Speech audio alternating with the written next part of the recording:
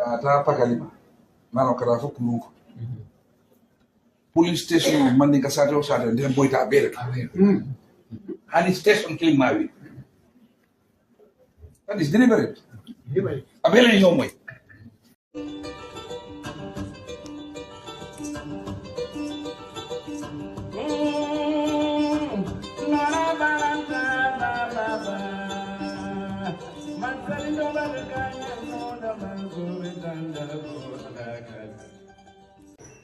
Assalamu alaikum bademolo hanibe bi mbalje Kunkujang Keitaya UDP Bureau nal badem malon Suleiman Jam zina ngal lamoy Baiyo Sonko councilor men gada Brikama area council la kuma kanwala. Assalamu alaikum wa rahmatullahi ta'ala wa barakatuh. Mbadimolu manna kamme jam bake nadlo dron pour ka nadlo dron pour ka kudul ta ke senendi kulmel yalon ko wolle be kekan andon ibe kekan internet ro president science badimolu lefta kam men ko ni jam wolum nyindi ko anytime tal besugala rifra fol nyulu baren ke mo boya ya fo wala nyama ko rifra folu wala kantol jabi ha ke mo boya na ko ako tal besugala rifra folu to la mufmelo rifra folu wala kantol jabi so rifra folu nyulu this mean ko Talib Bukadiam is a coward. At a Bukadiam. So I more less of a million go Ikawole key, Ikafole go riffraffs. Welcome to attack Sudatili. Welcome to La Patio attack Sudatili. Welcome to La Alpha attack Sudatili. And no Willem Moldy. Willem Moldy. Mol Melialonko. I mean, Ibe Lung. That's they are on us. Every day they are on us.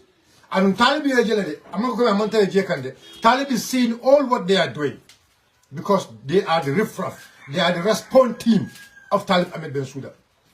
Madul, I told Bea more Bea Lonko. Kabin Safo Ning Amat Cham Lenin Ko Fita. Mamad A Cham. Everybody. Gameno Yalongo Ifalinta Tonyala. Iparada Tonyala. Ebe Pare Pur Falamo genuine peoples. We are all concentrated. But why Gambians are concentrating to hold Mama Cham accountable, more baby focus on Purka Mama Cham, Ka Londi, Ka Forolondi, Ka Mexo, I make a barrel and barrow me on a Gambetia, Talibesula Mulbe Minala.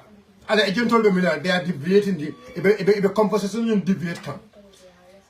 Yagan Benin color, Nagan Benin life color, because now look more do them command her. Let's focus on Adama Barrow. Let's forget about Talib.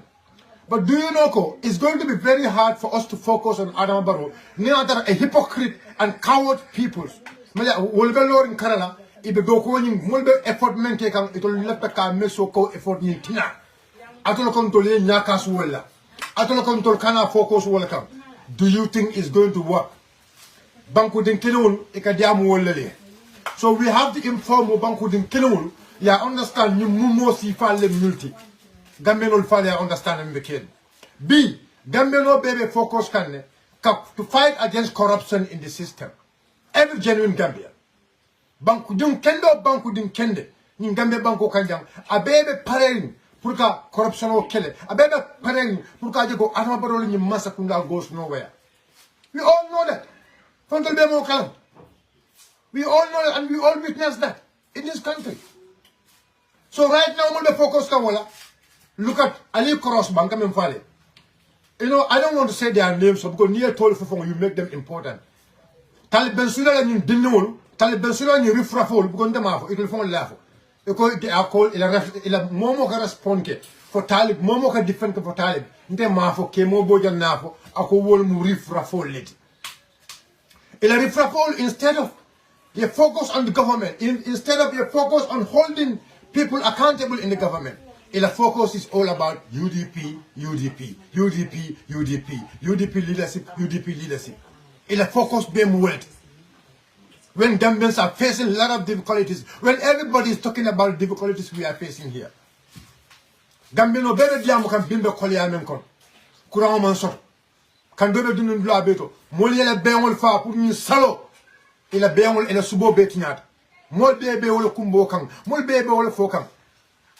ye mama cham tumi ko ayna na fulo sunya ay sojaro na fulo sunya mo be be wala diam kam mo be concentrate wala momo yalon ko you ay genuine Gambian momo yalon ko ela pour ñim banko e bondi why small be focus wala because itolu ila problem mo ñe they always want people to talk about them, they always want people to give them attention because nalo ne ko they only believe in the PR.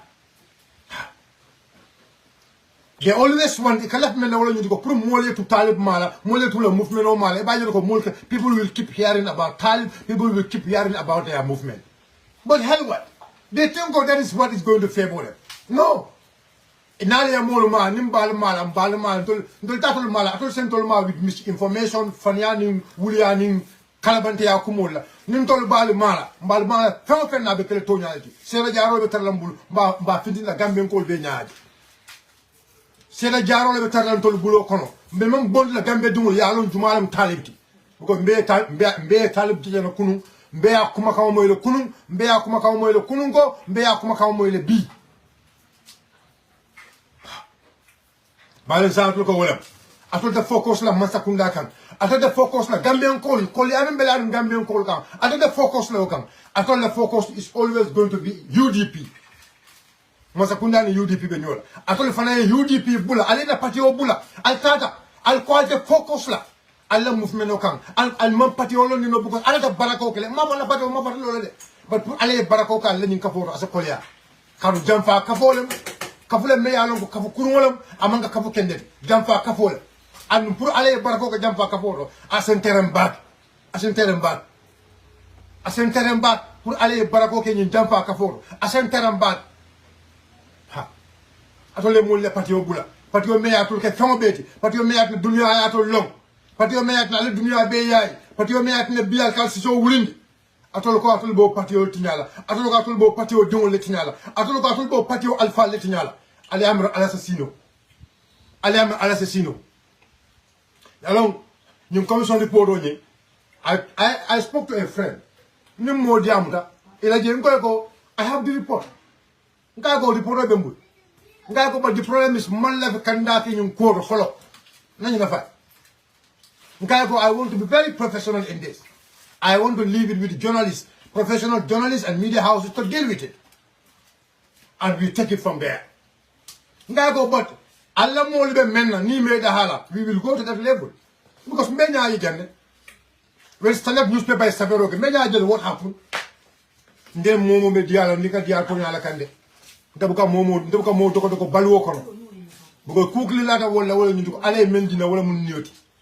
Ndaman timma de but ale lada ñu ko ale memmen dintala balwo kon wala mun ani even number of years men ga dunya kon wallahi suma wallahi ale memmen dinna ale sanjo men dinna mbola ta dunya kon nda tambila sanjo ala men dinna ala men la no le sanka likewise balwoto nda fen domal ala man harjo ke men likewise balwoto nda makama mutala ala man makama men dinna on ta la ala la hada wa zal nda la taw ala ngale ko ntal tonyela nte boylal kan nte kuma jaw folali but num wato alien tonye albura na alfalda minana ntol minala in a way me yalon ko is diplomatic, in a way me yalon ko Gambian kol bal na ko jumalam Talib Ahmed Ben Soudati ante focus lele nalman focus do fanta focus lele atol ko alben tol tinyala le atol ben tol tinyala tol yen dey comme atol le fisa tol alam no mo kala jar Gambian ko bebe focus ni masakunda kan Gambian ko be nyat li masakunda la because masakunda kajirante yani kilimbal yani sunya rama masakunda kon Gambian ko be nyat li wolle atolo man focus soto atolo man fe soto albe nyat li men wala ko UDP every single day UDP atolo man focus soto na man ko UDP extremist UDP this every single day na don wulde nan mo ko albu ko sabal Talib Ben Souda ñaabe wala amman femfo because atabe daring because ate buka diam wol gisuma mo fala lem andum man nin ko le ñum fole e ko gisuma mo fala wala jawyata fama beti Talib Ben Souda mo wol gisuma mo fala wala jawyata fama beti andum Talib Ben Souda mo wol ay melaka lo Ousmane Dawala Taliban suda ya fanna kini lo Usain Dabala faka wala bouton ta sonta no belo faka wala bouton ta ke dum picol be fayla ton dal be fayla when the guy is a fake aya fanna kini lo Usain Dabala ni mon yaale tumono dal to ton asala camera man stand by de ay na aya fanka ko na ka wala bouton wala dum akada mo ba fu ko afama ay tan when the guy is fake when the guy did not really mean it apologize your words. We will bring your worst back. They bringing people worst back. We will bring your worst back. We will bring your actions back to this public. You are a snake. Albamol bunya la moli al bunya. Na mol bunya. Juga sisen juga ka life mala. E ka life mala focus on UDP. They call UDP all kind of names. Ngal jela leol call aliye condemn. Ebe yankuba dabo nene ebe kumo be fala yankuba dabo ma natal jela ale fintal yol condemn but because nafiko le mal dolti because of dolbe ye wolu mu bunafiko leti wolu because their intention is how to cause split between yankuba dabo and lo Usain Dabo and you see their problem e ka menga wala nyindi they will keep provoking yankuba na attack drone yes yekumbo kuma ha yankuba should not talk they go and mix the mind of some of our people na model sina confuse alava yankuba ya ede alava yankuba ede alava yankuba ka kala talib jad when talib sina be deri ne amo kurun ay mol kina ka yankuba attack ay mol kina ka yankuba ne o bebe kere ni Facebook ko taja and you think people are not intelligent. We are intelligent more than you people. Albe membe to na belone because Aliano ko Talib is finished. Aliano ko Talib now is we are almost to an end. Aliano long. Sa Aliano ko Yankuba is growing. Alkalbe Yankuba from Tinyara.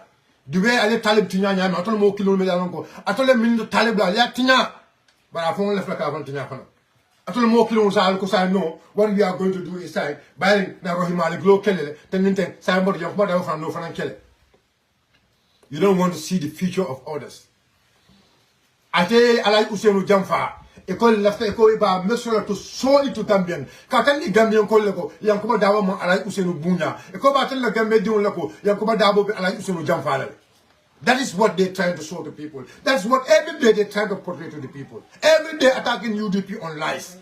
Atoloko ndolende atoloko ndole murukoma atoloko ndole atul jibe onyam. It's not going to work in this internet. Nemoye bunya nemoye respect. I try to respect everyone in this internet. I try to be very mature in this internet. I try to be very tolerant in this internet. I try to mix with everybody in this internet. But when you people want, none can limit or quota, I am not going to make limit to it. And if it is energy, we go.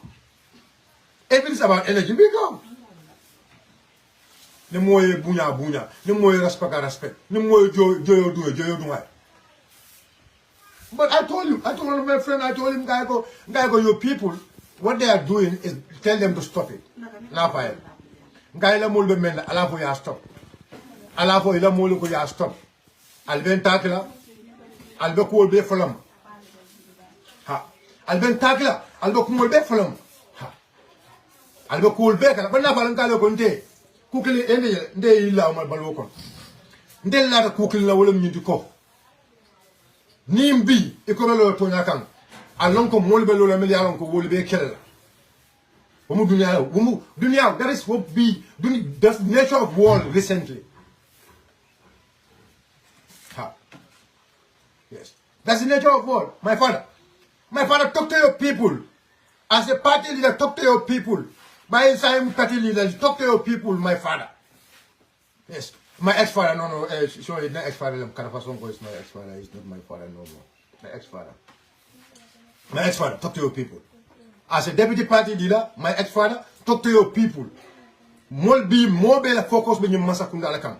Be Kurama Mansor. Be essential dabe serli. Masandijo dabe serli. Sunarobe keka masakunda kon. Sidin jabe kalabanteya. Be more focus moldi. Be more advocacy moldi be. Instead of your focus, they will always come different to attack UDP, to attack the leadership of UDP. Ni me da ha, ndolfana ntenda hala de. Ida aliye da ha, aliye mol lamon, aliye son molma, aliye son ko tonyalem tonyata. Well, now I call on some other people, and I said this. I'm going to go B. I'm going to go to another call in Banco Canada. They always come up. They always, you can fit the band what they call corruption or the care. Now there are principles beje. Now there are no principle beje. Wallahi, manya na wol jela ka suka talib ben sudala. Because of bill, to me remember me ni walla. Billah momo ya lonko, you are a person me ya lonko. You believe in fighting against corruption. No, you should not even get near to Talib Ahmed Bensouda. Yes. So for me, and then like I said, I'm going to love Ramole all the time. And I have no problem with Talib. I have no problem with Talib. I never have an issue with Talib. So I want to make that very clear. Talib any problem so. Now any problem so I have no issue with him. I have no issue with the people with him. Yes. I mean, like I said, Adamadungo, you know, cooking them, they are cooking them. Adamadungo, the cook room, maybe into a difference more. Maybe that is my difference with them. Now exam. Now long can be menkono kula me ango kuklin ni wala mbuka bo kono fano ko jankata anu mam janke kuje UDP follow. And let's make this very clear. Because B nim banko kam the only political party me along after kase fayola pour la flag bearer tombon o UDP trolet. The only, I'm not talking about the opposition, I said the entire Gambia banko be parti yo me along ko pour la nyaton ko tombon kata kase fayola parti ko internal politics wakata UDP trolet. Wala na lata parti yo nyina wala lata parti yo nyina alfa la wala tena mbebula kam parti yo nyina alfa noma wala tena mbebula kam parti yo nyina alfa noma.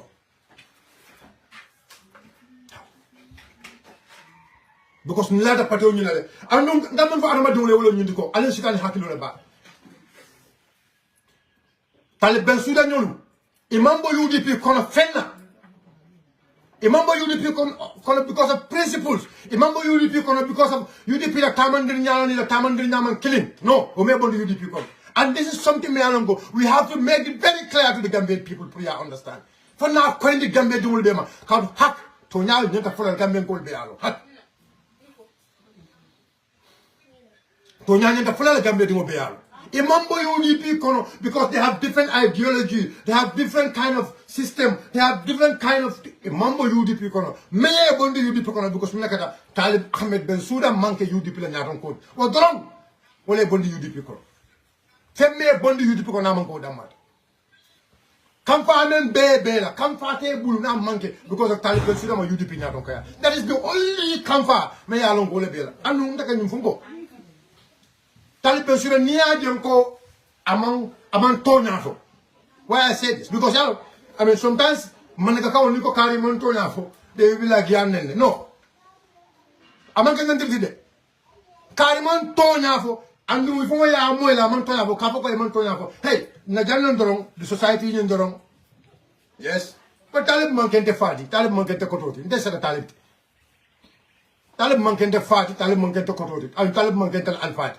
Palaso don't babulu and no palaso men babulu na respect it. But in terms of holding him accountable, I have to say as it is. I have to say as it is. Because Ndema Talib left. And then from his own mouth.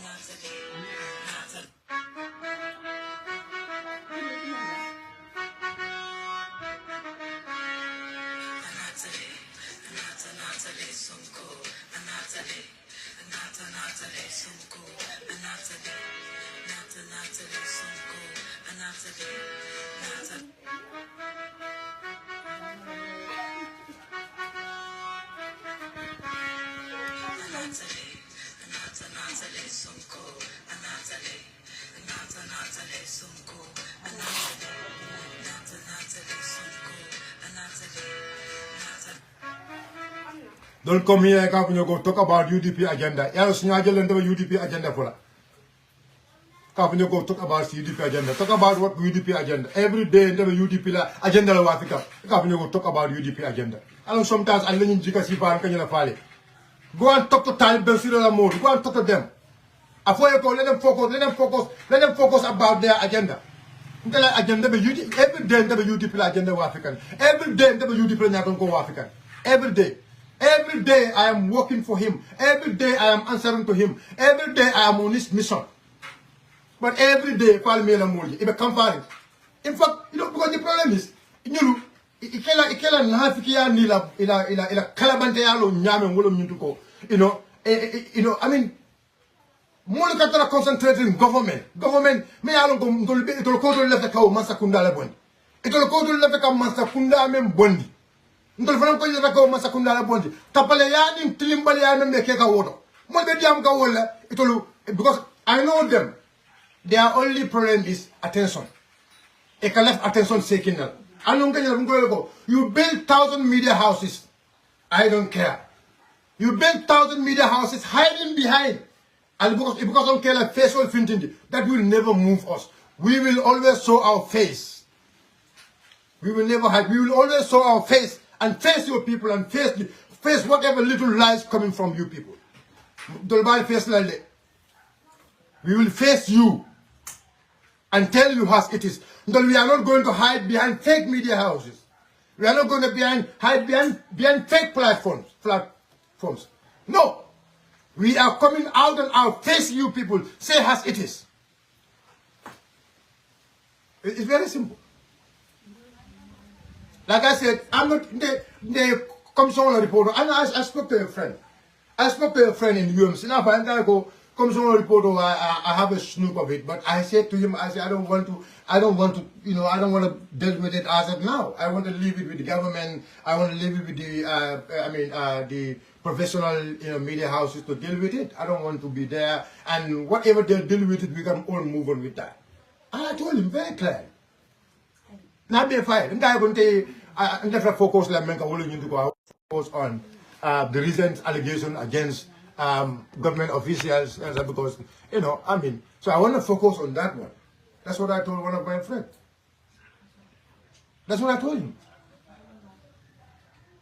Okay? So Ning focus the water. I told him, instead of I focus on government, I told the focus is UDP. I like Usain Dabo, UDP, I like Usain Dabo family, Yankuba Dabo, BAC extremists, and they're like, hey, let's focus. Let's focus na Banko Bondi. Let us be serious. Let's understand that we have a country to build. But you see, let me tell you something. Sometimes you go to their write-up, they're always talking about 2031. So this means these people, they don't care. A man care about the sovereign. A man care about the difficulties Gambians are facing today. They only cares about Talib Ahmed Bensouda. May Alongo have been living on a single minister house.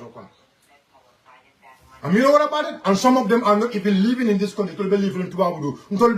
We're living in suffocation. No light. Ndolbejang na saloketa na sajol fa na subol ke firjo kono subol betnyata. They don't care about that. Because of some of these few people living outside the country, at least it will be like the life is a little bit better. No electric problem, no cash problem. It will be settling over there. Some of them. Like I said, now for I'm not interested about reporter or so. I want the professional media houses to deal with it. After media house investigative journalists will deal with it. I don't want to be that much part of it. I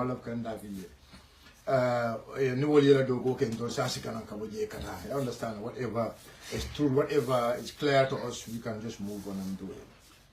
But it is not focus on the government. Because remember, if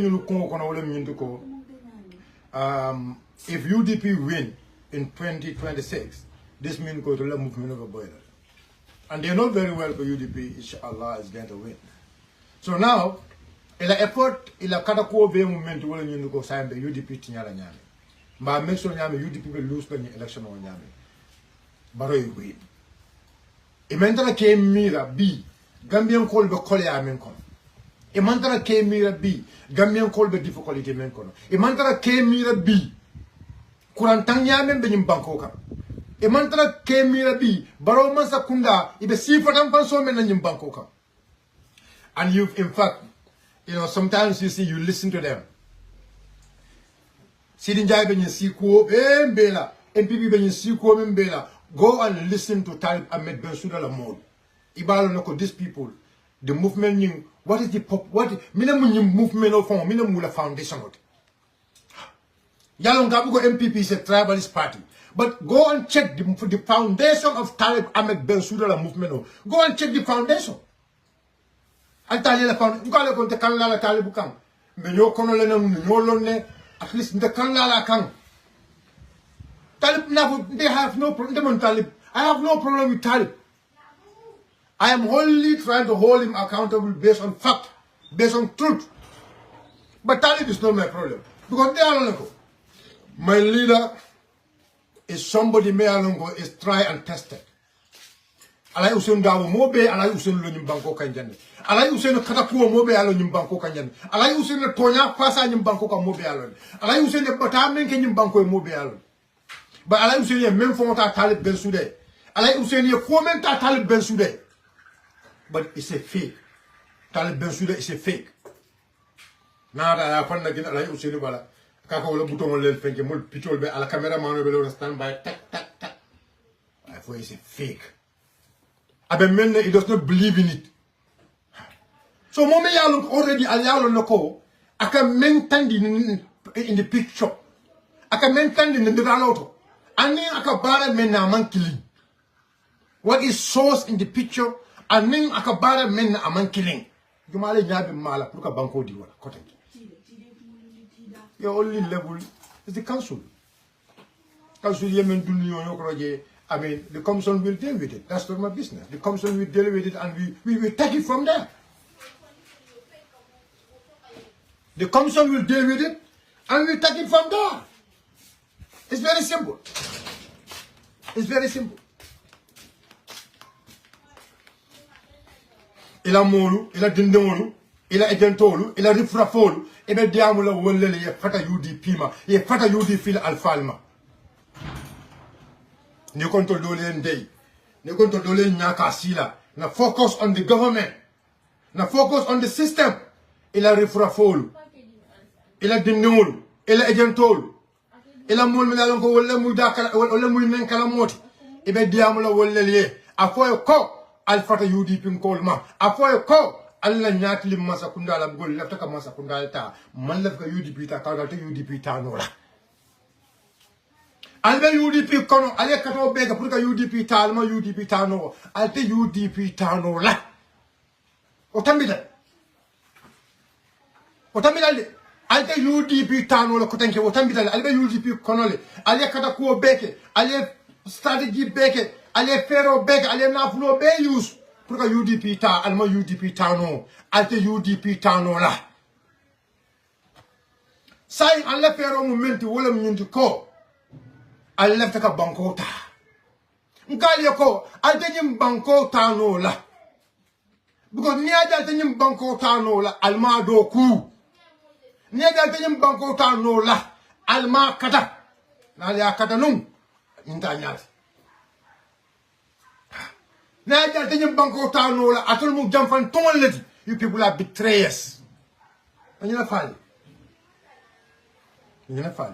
al qaltal la moy al fatam al focus on the government al ko al take atolo ko UDP drum mba jela la fana UDP tay mba jela la fana UDP tinya alla focus mo ronati kolbe ki gam banko kan kurama man soto masandiso be serle paso dale jawyari fuelo mankita fuelo dale serle alte diamu la wala UDP lamu UDP Yankuba Dabo, le Hussein Dabo. UDP Yankuba Dabo, le Hussein Dabo, UDP Fansol. I told the focus more on it. And in fact, you see, Saikata AI they use AI. When they use AI, ita ye mo la provide use information se veje ko ka bon to le bulo kon on ka ye ko nte people I know this for molbe nte allo nte people will lie against me molbe nan malbe ko mol fula mal malbe kam lalan nale malbe ko mol fula meme ko mu toñati because mam perfect ndem anama jumul do mam perfect but in kan hakilo do bad nga hakilo do bad nga hakilo do toñero do bad man la fika ke toñer lati anu bari mi la kila talib la politiko be mu menti wala ñindi ko media social media dron ala mol lolu be mol nenna lolu be kuma kan jawo fay la mol kam ko juga sise go an check juga sise ñol me yalon ko juga ya fanke den champion ko baro must go champion ye fanke ja woldu ko champion ko baro must go juga sise ñol antale la plateforme la may antale la plateforme jibe juga ka life mala ka yankuba dabo neng ka UDP call neng ka UDP call we are slaves ntol mu jongolati because of mentality Ahmed Bensouda mental kontol mu jongolati ntol we have slave mentality ntole jong miro la soto juga sise ñol yo be fontol ma jang albe daring al même fem fodo ñu talib chokos doron alina ka diam ngale ko ndere talib ndako ma fala ma même mon soto yalon di commission report alba jekan the draft Albert draft jekan the main report will be out report abe findilelde the main report abe findilelde albe ba jere no amount of media propaganda will stop this report. Therefore, I'm not interested. Bano is not my interest. Ndaka mendu awole nyindiko alma tal Bensouda ay law. Ndaka wole dua. Billahi nga wole dua. Ndaka momen dua awole nyindiko alma Talib Ahmed Bensouda ay law. Ay boxo soto. Ay law ala boxo ndaka wole dua. Because nanyo lonko at a win. Okay dam. Nanyo lonko Talib Ahmed Bensouda na law at a win. Okay dam mala so ala law manke na problème. So nila diamo Talib ma it's not my among kena interest fon. Bar nyana ka diam Talib Ahmed Bensouda ma. Talib Ahmed Bensouda nyanta ka fala mol ye ko ye fata UDP ma. UDP le Talib Ahmed Bensouda ka fenti. UDP le ko be ka Talib Bensouda. UDP le ya mako fo bi mole Talib lom politiko kono. Hey, e karamo kunda. E se men nyawnya nyama e ke hakilo to karamo kunda tole. Dolla man ka kunda yan karandi wala la bar anim barin kunda fula kunda yan karandi wala jalla jori diwo pulo jeri ha pulo jeri fula faro alma ala yasu demo alma ala yasu jannatul firdaus la fula faro jalla muso jallo jeri ha diamu te mbatata ngoy ko al fata moluma al focus al lepati o kam al focus al register la nyame ba ko de nankula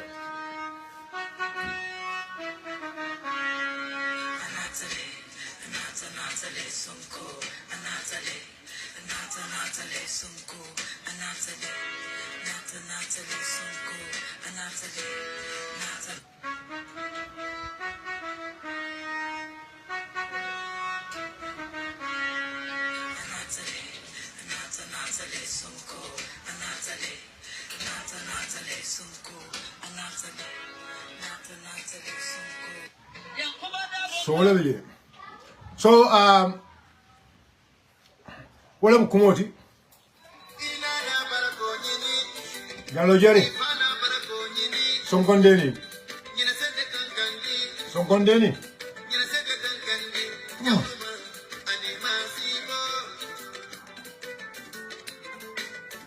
apa sule di malamu Gallo Jerry di ma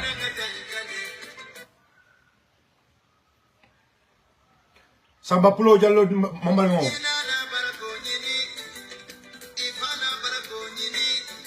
Kanu Sonko diwo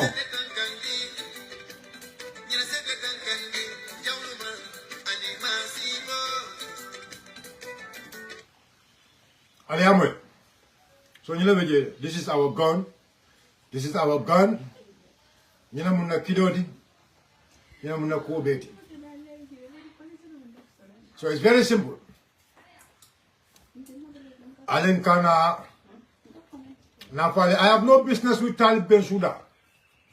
I have no problem with Talib Bensouda.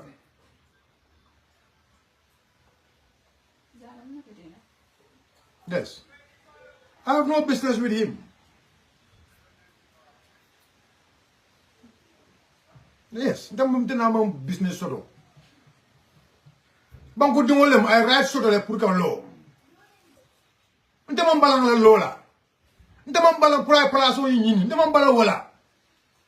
And I want you people to understand that. Because a democratic right le put a palaso in Yini. But a molia patent tolmabang Karamo Kunda Meye Karandi. Wala, May Wala du Bulokono. It go about Tiana, Karamo Kundebo Tiana, Yaronko Talibelebo. I know, Alako Mir. It's not a Yakarandi Bulokoida. It's a Tata, a Karamo Mebula, a Tata Fay.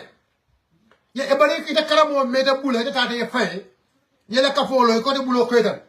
But it got a Bulokoida, Yelakafolo, even Sabari. Lolum, it's a Karamo Kundako for a Karamo Kundate. Lolum, it's a Talibo, it's a Taliban Dun Bulletinoma. Will it's a Taliban Dun Milanco Bulletinoma. Will Franco Lolum for a Karamo Kundate. Even daring. Even daring, Yabe Walla, Lolu Yabe Bella. Lolu Yabe Talibola. Lolu Yabe le Kobe la Karamo Kundate. Now for a Jawya Kundede. Anong victim card. Wala mala pro victim card at a walker. Ah, nale nyuma mo bala kafe membala be faale ayatarla balo fate because nka mem fo wolum to nyaati man kan wala la nka sede jaaru la tandalla ala nka wala nga fa wallahi al sabar diamula mole al sabar ha diamala mole sabar ye patantuluma. Let them focus on Adama Barrow and his cabal. Alafu sabari. Ye nyatiling Adama Barrow la anala cabal. Meli alon ko bi wala be nyimbanko tinyaka. Meli alon ko bi nyimbanko be pro mun kono wala ndwa kono. Kuro masoro. Everywhere is hot. No electricity mo be sirim banda. Be sirim banda be ata minna. Namada mo ata tabinye. Nyinam force fula nyamata. Be sirim ngalo weekend. Nga vindle ga bejana ga find at least nga susoko no gatara wolto may madamo atata bingo mina alway. Thank you so much. Mane kadam kumbalem fin nyanjol lende ala nyanjol ko rino adi amon siar yo katante so wolam ko me ya lonko leftan de wole kacha commission report on yal kambe you know the explanation me for samala yalo it depends to them. There is one dobe je woni no bro na jamu banal kare. I'm waiting and looking at them be la moida. I know ko sante be tara matrene e ni sante be damu be tara they are in a situation me yalo now be fero take on how they are going to counter me. I know that is their plan. Like one of the agents on command, like I be diam nka itlen command, intame command. Ako han sono diam gani, itlen command. You are the one who called me. You want to talk to me. Nka go be ndele be solo diam nte, ndele be solo diam ni. Nka go so you have to listen. Ndele be allow. You have to leave the protocol with me, who to talk and who not to talk. Guys, very simple. You are the one who called me. I picked the phone. I'm not going to telephone. I picked the phone. Then you have to allow me to allow you to talk. It's very simple. I have no problem with Taliban Bensouda. Let me repeat it again. But now alamolu akawol ki. Alamol ka fintu lolu bentol attaque la. Nous be kuma jaw folemma ila nganyo be movement pour kantol tinya pour kantol massive ali amiran tol ndandela o kande ni momo yo ke victim ti ni momo bala fate wala ayata la bala fa silo le kan Mo balafa te wala ayetara balafa silole kan. So ni to le bentol attaquant mo bala buka fan tole. Ba dum la ni ko jibe. Ni to le bentol attaquant. Et le bok mo falan toluma. Et le bok mo fala UDP ma. So Gambian ko nim molbe UDP nenkang o nim molbe tol nenkang o nim molbe tol nenkang gamela. So mo bala buka fan tole. We are not victims. But nous tol stade katal ben sur respond. Anunka respond mena, on kalamon respond mena abeke ke tonyanti. Algabo go balafa. You know, what kind of mentality is this?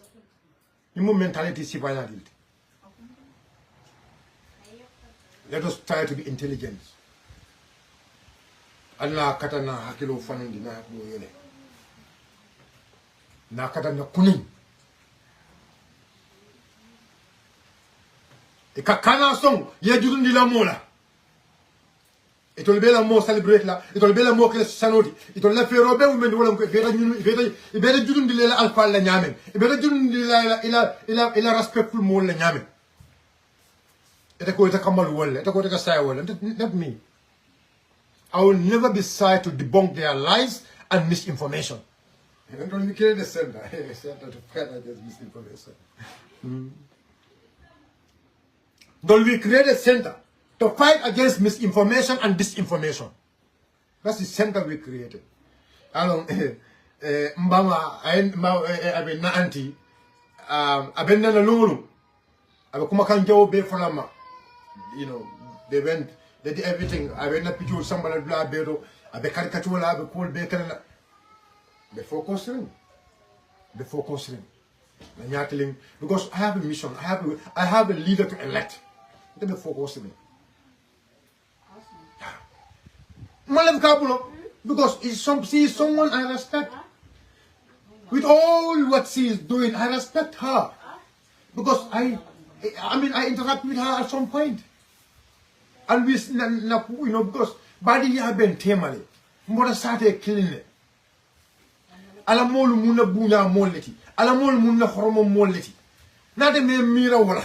Ndese mira wala na atata kanen atata kanne pitol saking abe kol kala be deyring na nya be kasala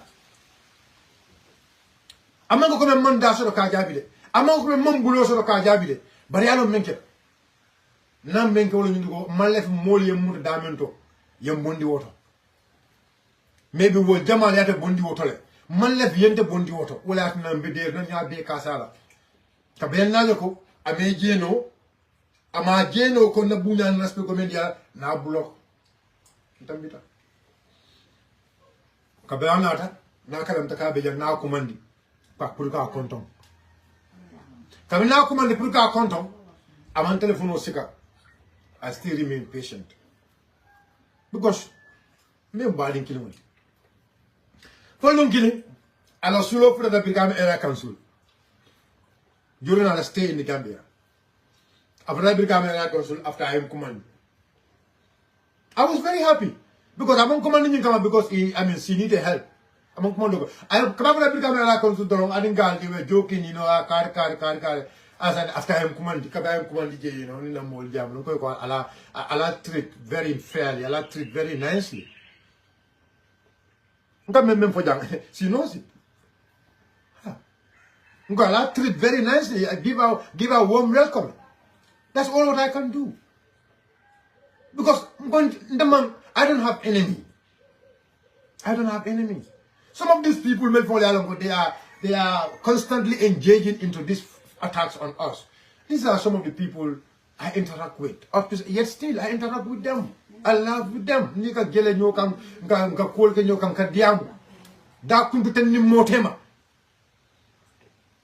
Yes. I mean, likewise, Yunus, internet, every time, you know, when we meet, we hug each other. Kabrim Bentadrom, na no hug. We did a very hectic program. The program of the candidate back. You know, I mean, naughty. But after the end of the program, we hug each other. In fact, I was so shocked. I was speechless. You know, ala koso me I asked a brand new cost me along it was the first time I had do a brand new Lagos. A brand new Lagos me along with the first time I had do to come to that program. First time I had do. That brand new cost. I always think after the immediately after the program I asked I'm gonna dinner. I'm gonna go, you know, take it. I'm gonna go because you like cost. Because then I go go because maintenance during Galala protest maintenance at where maintenance Karaba. Kabim Benda Karaba. After I that is the first time Kabim, you know, for us to meet. I we come here, you know, Kaya Sirban and meaning Yola. I'm gonna go, buddy, you know, because you know, after the suit, I'm gonna go, but it's an because you have to give me a suit. Guy go, no problem. Guy go, them Kosol Mario, because of the. Yeah, but at the end of it, when we wake, Kabim Benda at the show, at a lake coast, at a lake coast, cigar, I didn't have to go take it. We had a very nice conversation. I keep saying, go, we can agree and disagree, but let's just try to be mature in whatever we are doing. Let us try to calculate whatever we are doing. Disagree or disagree on in politics or in policies, Alex. Yes. But at the end of it, let us think about one thing. All of us, we want to have a better Gambia. Let's take a Gambia can do the sort of. That should be our focus. That should be our mindset. That should be something me along to that is my day after wala muna concerned. It's not about me. It's not about my head. It's not about the map. Cooking. If it is about me, for me to get money, for me to no. Yes. Don't use please don't use those kind of words, please. Alcana, don't use any form of tribal issues, please. I don't need any racial or tribal comments in my place, okay? I don't need it. I don't need any tribal, you know. Yeah, I don't need any, no, Alcana worry what Talib is, you know, it's better than your ugly face. Fine, those are okay. Those are. I cannot worry what you know. Yalom, if you come far in it, you know, if you come far in it because me smaller folk. So if you come far in it, I cannot worry what if they come personally on me, that's not a problem. I cannot worry what. You know, the only thing you can answer them if they insult our leaders or you come from the Nyadon Kolma or in a party, you can react and don't get into any racial. I don't want any racial discussion coming sequel, you know, I don't want that in the comment section. Please, I am appealing to each and every one of you. Momo yoke wrong. Mbela comment and delete lale. Ni funny mon comment meje. So what I want is let's focus on Tal Bensouda, the betrayer, the coward, the hypocrite. They are longo abe maboring akamolki kabula na alfala. Natara you want I have a decent politics because you cannot come out and tell us you want to bring new style of politics when your people are every day insulting our leaders, when your people are every day insulting our party. We are not going to allow that.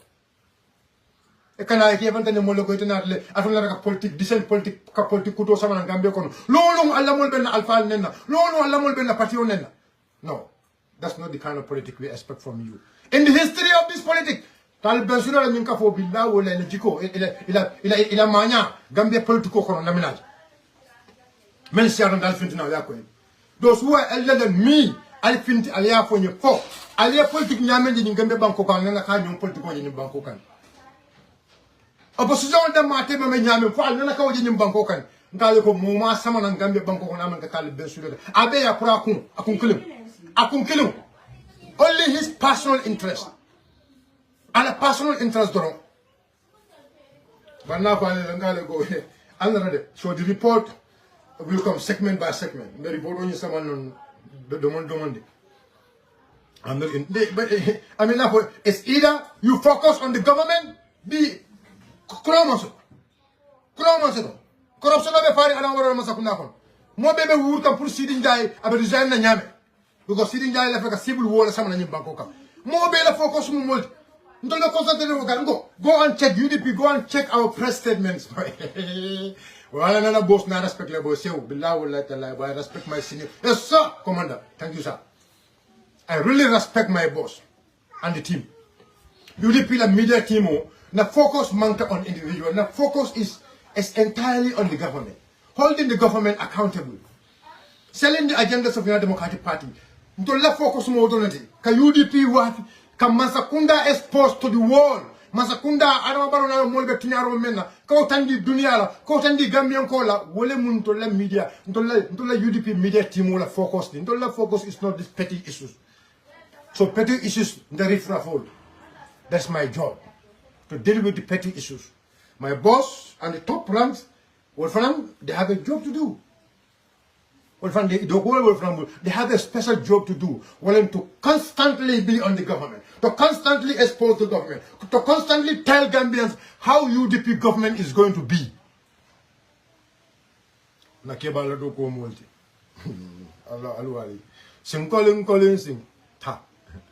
So, I tend to Alpha Jello Sifal. No.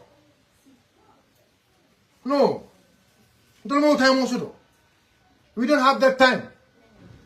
I'll focus on let's focus on the government. Let's focus on the government.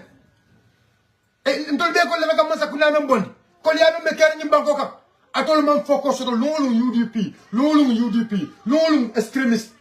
UDP extremist, Lulu Yankuba Dabo, Lulu Usenu Dabo, Lulu UDP extremist patriot, Lulu UDP tribal patriot, Lulu Kunyana Battle Dakono, Lulu Alkanina Pus Duma, Lulu Alkara Molkan Duma Alkanina Foy, Unafiki Amanya, I'll control Ende, I'll control focus on the government. I told to let the focus come Masakundaka, I told the focus come to Lamolkan Duma, I'll be Kumakan Dumikan Namol Dakon, now no go be the comparing Kama Bakel. B, if a comparing back.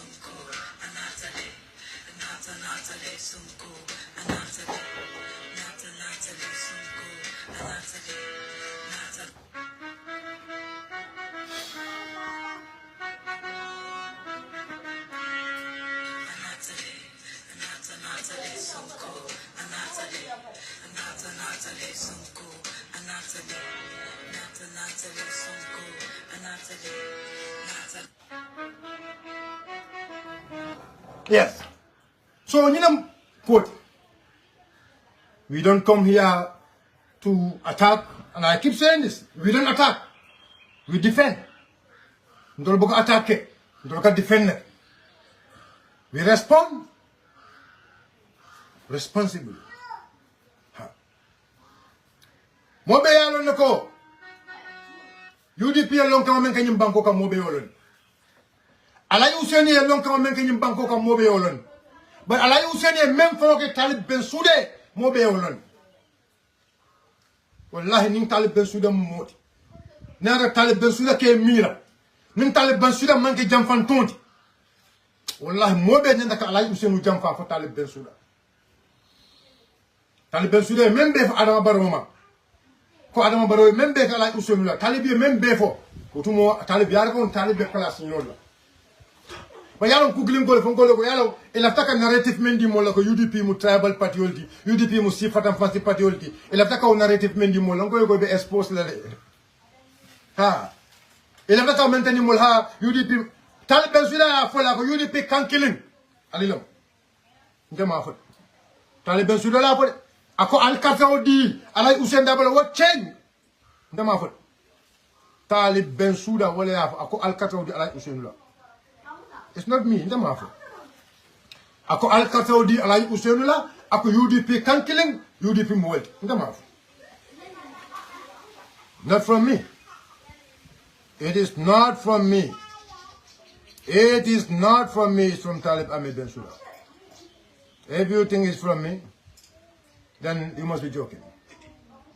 kon UDP dafa nekk parti bu nga xam ne ñëpp ñoo fa am wala ñëpp ñoo si bokka jigéen ak góor mag ak ndaw ak xeet yi yëpp UDP kankiling la kon ñi ngay ñaan ñëpp nañ génn a indi large numbers ñu saanil Ousainou Darboe karta ñu saanil UDP karta pour ñu make sure ne ñu am dëkk bu nga xam ne dafa njëriñ ñëpp mu njëriñ ñu njëriñ suñ doom yi njëriñ suñ sët yi kon UDP dafa nekk parti bu nga xam ne ñëpp ñoo fa am wala ñëpp ñoo si bokka jigéen ak góor mag ak ndaw ak xeet yi yëpp UDP kankiling la kon ñi ngay ñaan ñëpp nañ génn a indi large numbers ñu saanil Ousainou Darboe karta ñu saanil UDP karta pour ñu make sure ne ñu am dëkk bu nga xam ne dafa njëriñ ñëpp mu njëriñ ñu njëriñ suñ doom yi njëriñ suñ sët yi kon UDP dafa nekk parti bu nga xam ne ñëpp ñoo fa am wala ñëpp ñoo si bokka jigéen ak góor mag ak ndaw ak xeet yi yëpp UDP kankiling la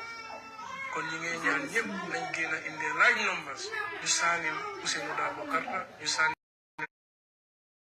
Aliamoy. So Aliamoy. Aliamoy. Aliamoy Ntamafo is from Talib himself. Alo ikontaka boy Talib kan. Ngale ko wala ngale ko al focus al lapatio kam.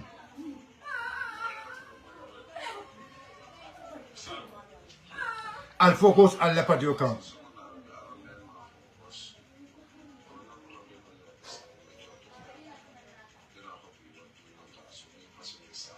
Al focus al lapatio kam. Baldan ale. Al focus al lapatio kam.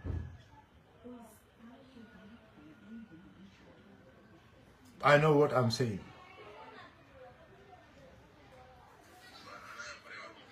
Allah nyatiling alla patio la. Aye UDP bula. Please. Al focus al balla patio lolo nyamen. Al focus al balla movement register no nyamen. You have movement leaders already. Talim ko al kana ko atlem nyaton kodi. But at the Congress, alias le tombo. At the Congress, alias le tombo. So Taliban Suda, I can remember about Ousainou Darboe, just to come and Kabamba Nitron. Belafla Alela Moy, Coach Passamba Jaula. Abe letero karana letero me alonko about His Excellency Lawyer Ousainou Abubakar Numukunda Darboe. Letero nyimboto atele bulo kono tumula me yalon ko ya soron num abe mile 2 e kalon jel doko Ousainou mu nyaton koleti e kalon jel doko Ousainou mu alfaleti e kalon jel doko Ousainou nyim banko kanule e kalon jel doko Ousainou nyim banko kanule e kalon jel doko Ousainou mu dinkendolti e kalon jeldo ko alay Ousainou manke chahani mot abe kaso kono ay letero safe alila mo from mile 2 presence, and it was written yesterday, 10 years ago yesterday. I don't know whether you remember that letter. And it reads, fellow citizens, friends of the Gambia, I send you sincere greetings and profound appreciation on my humble behalf and that of my compatriots languishing in illegal detention as hostages of an unjust and cruel regime. From here within the borders of our beloved country and in the great cities of the civilized world, you have risen in solidarity to vindicate the basic principle that we, the Gambian people, categorically reject dictatorship and tyranny and will insist on getting the freedom and democracy worthy of our people. We thank you all.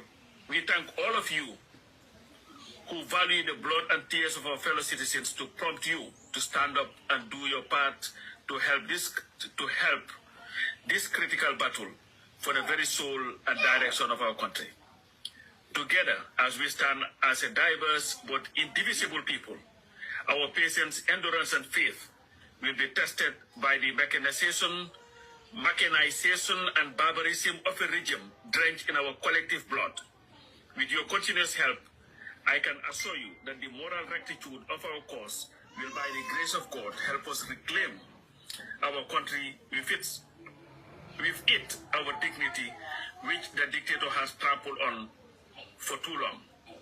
I urge all citizens to be steadfast, law-abiding, and fully engaged in this journey to make our Gambia free, democratic, and safe for all its citizens. And that was the letter that Usenu Dabo wrote from Mile 2 prisons, 10 years ago, yesterday. There was a letter that was written. A letter that was listened to the Gambians from ANN Usenu Dabo, the party leader and the flag bearer of United Democratic Party 2026. In later on, in Cabinet Ajambe Amuta, I have sorong avec Kasokon. I in later on 2016 to the Gambians. A man with wisdom, Momeya Alonko, Yondo Babulu, Hakili Mati, a Banko Kanu,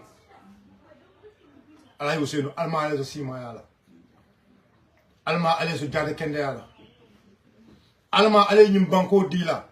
Yengan yo men soto nyum banko e Gambe be ya long and inshallah Gambe be face la Gambe be lo le fe 2021 e jabita le kam ya carte ota ya sunya ba ale men ke wolum kayroti no sonta e fintita nan e diamu ta Gambe dumole e diamu tele supportale la yusen ale kuke e yin keba ala yusenu almali aussi mayala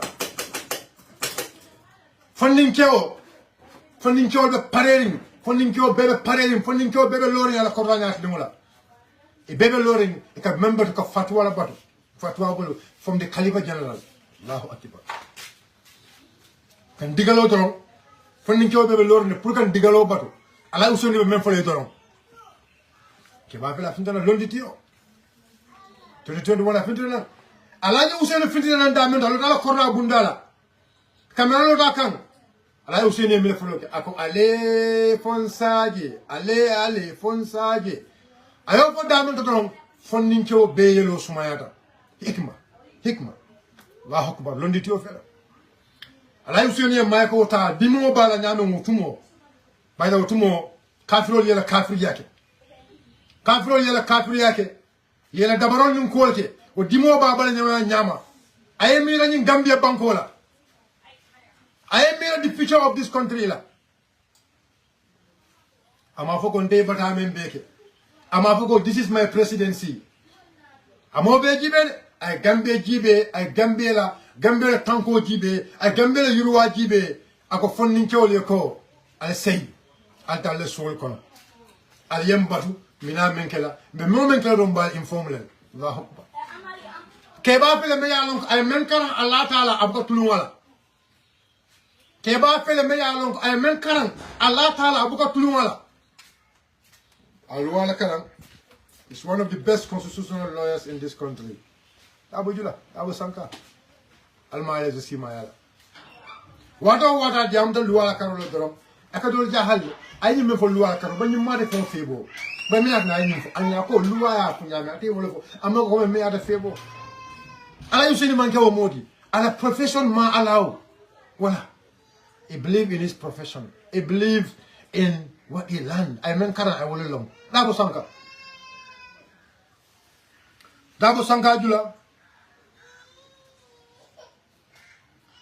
be ala dana mansa kallanke ayeto sima yani jare kende ala jawol be fero ke kama alma ilaw fero jawo murle fongol kan onda alma elo fere jawul burukala bari ayu sen le adabuka bi jawya ta mo kan ayu sen la woti Dabo Sanka mangi jaliti bar ne lonne manga jaliti bar na lonne ko ila ngani mo menti nyum banko e ni ka sila ni ka kacala na lonne la ngani mo menti nyum banko e ala usen anu na lonne ko ala usen ni nyum banko ta nakarabe ban nyum banko kan na lonne ko ni nyum banko ta sangi tan saba ibe men kala kan iba me solo way saba nyum banko kan ne lonne ni sida late lale la tiene melo le fe mbe fa sala fa dawto inshallah ke kende Gambia la jiko bar Afrika la jiko ba do ya fo nya ko nyoko ak Ousainou ko Mandela akonyo Ousainou tambita Mandela ha akonya ka Ousainou ko Mandela Ousainou tambita Mandela ke ba do ya fo ha bare ke ba men fo wolam to nyaade Ousainou tambita Mandela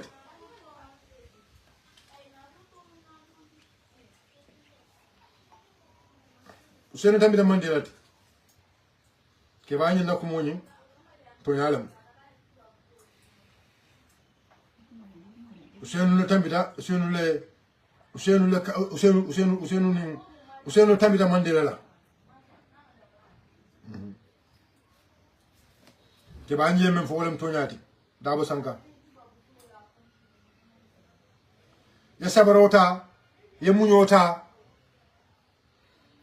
ko be taraje ila nafulo me ya lonko bi tumula me ya lonko ke bali bite kam Alhaji Ousainou pour ka foy ko lafta pour yena ka Gambia bondi utumo nyum banko kam ibe loyal mel compte la ko Alhaji Ousainou level amansiya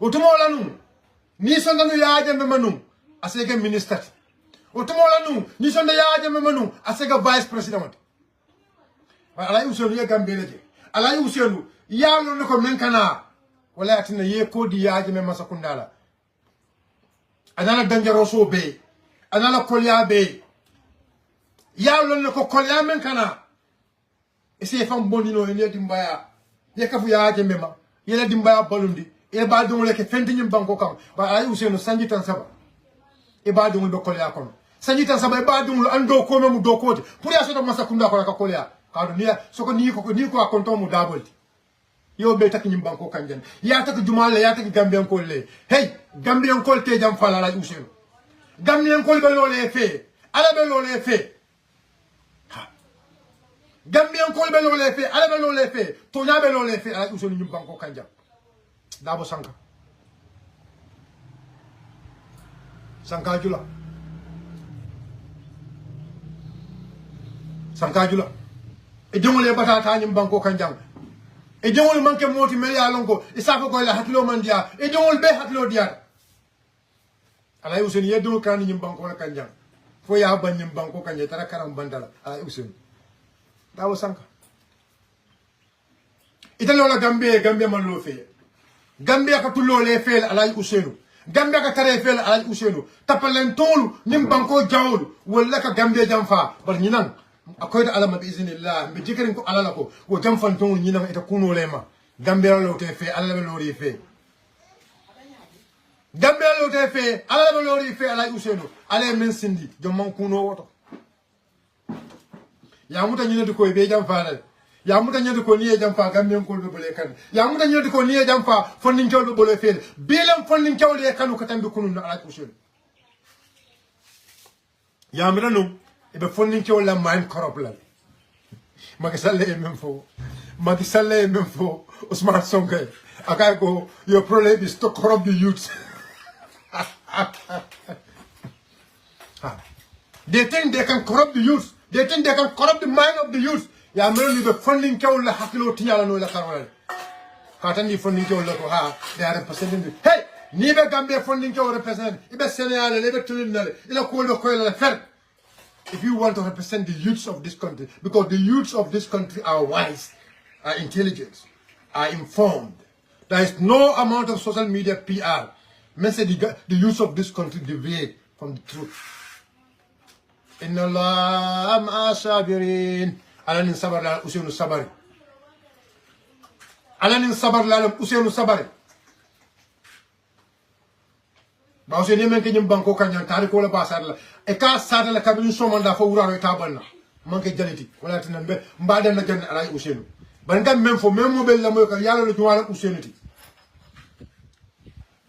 yalla lo juwala Ousainou momo ya kon ata fo ko Ousainou man londo soto wala ni na daga bu ko ha Ousainou nyanta jila lan ka fo ko Ousainou be jila minala minati ne ko Ousainou nyanta jila ndaka ni ka wol ha alla nyim pabi ngo mina tinne konto la pabi nyenta jilale ina dalilo fanya ba dalila te bulu ha kebalma ko yakorda korda ko barakata kebala banya to kayaka o korda kar nge korda barkarimba keba barkarim wala beje keba barkarim wala korda nya to kaya afanye kudo fanya ba fende bulu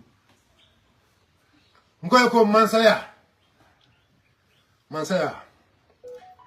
ala di felle la taala ban ngeen ñu ngam wala ñu diko usene londo soto bam famal londo soto ngeen ñu ka wala mo be jibe kam ya no kacha nyoba ntere ba nga kuya nga agree nga disagree ban naka kacha anu ninna kacha da dumala aka song ngam mem faye ntere ma ba anu mamira ko tumodo inshallah politiko kono naado kuya la wodo asa sombali ya nyoma bar mamira politiko kono mbe kuya la wodo ha mamira de ntere ma ba aka muka son nyoma na ya safe nka safe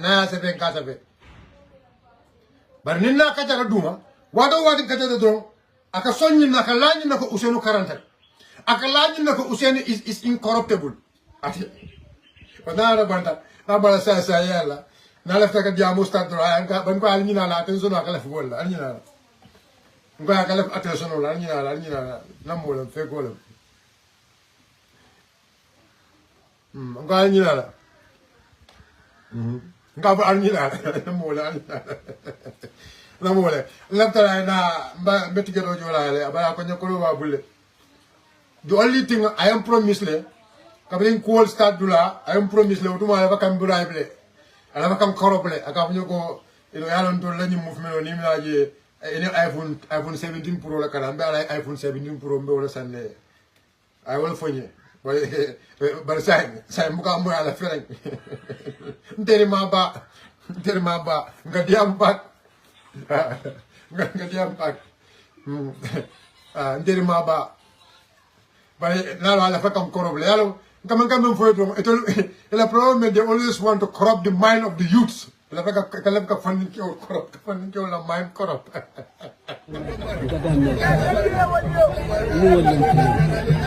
Ni be adakini. Ikutenyo wote sansa. Ifika la sasa ni mfuta je. Tabwa sana.